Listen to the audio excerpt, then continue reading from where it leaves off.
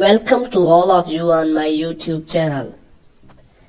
दोस्तों, आज हम आपको एक बादशाह का वाक़या सुनाने जा रहे हैं जिसकी राया बहुत ही खुशहाल थी और वो हंसी खुशी अपनी जिंदगी गुजार रहे थे। लेकिन बादशाह दिली तौर पर मुतमईन नहीं था। वो हमेशा परेशान रहता था। उसने कई दानिशवरों से खुशी का जरिया दरियाफ्त करने की कोशिश की, लेकिन वो अपने मकसद में कामयाब ना हो सका। आखिर उसके एक वजीर ने उसको मशवरा दिया कि एक पहाड़ की चोटी पर एक बुजुर्ग रहता है, आप जाकर उससे मुलाकात करें। बादशाह उस दरवेश के पास गया। बादशाह के सवाल पर दरवेश ने कहका लगाया और उठ खड़ा हुआ।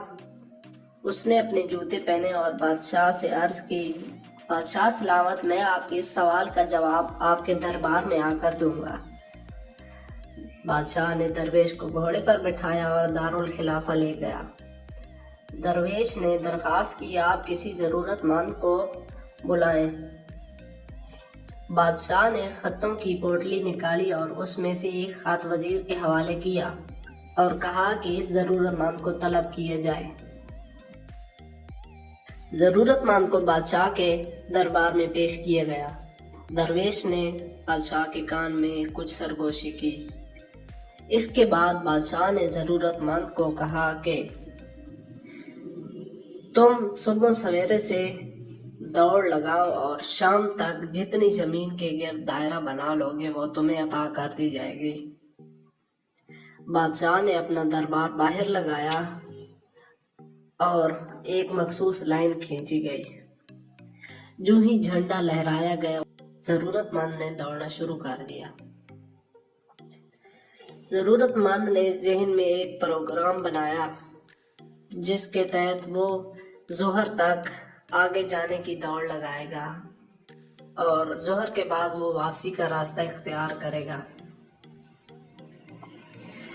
जो ही जोहर का वक्त करीब आया, वो काफी दूर निकल चुका था, लेकिन उसके दिमाग में लालच आ गई। उसने कहा कि थोड़ा और भागकर और ज्यादा जमीन हथिया लेता हूँ और इसके बाद वापसी का सफर इख्तियार कर लूंगा। असर के करीब जब उसने देखा कि सूरज बहुत तेजी से ढलना शुरू हो गया, तो उसको अपनी गलती का एहसास हुआ। लेकिन अब टाइम बहुत ज्यादा हो चुका था, तो उसने अपनी रफ्तार बढ़ा दी और वापसी के वक्त वो बहुत रफ्तार से दौड़ रहा था। उसका सीना बिल्कुल फूल चुका था और सांस भी उखड़ी हुई थी। इतनी रफ्तार और शदीद सांस के दबाव की वजह से उसके फेफड़े फट गए। जब वो लाइन के करीब पहुंचा तो वो धड़ाम से नीचे गिरा। उसका हाथ उस लकीर को छू रहा था जहां से उसने दौड़ शुरू की थी। जरूरतमंद की जान निकल चुकी थी। दरवेश ने आगे बढ़कर उसकी आंखें बंद की और बादशाह से मुखातिब होकर बोला कि ये इंसान एक बहुत ही अच्छी जिंदगी गुजार रहा था, लेकिन इसकी लालच ने इसको चैन से ना बैठने दिया और मजीद ये कि इसने और ज्यादा लालच की और ज्यादा जमीन के लालच में इसने अपनी जान गंवा दी। इसी तरह हिरस और खुशी दोनों आपस में सौतन हैं। आपको इनमें से एक न एक को छोड़ना पड़ेगा, तभी आप खुश रह सकेंगे।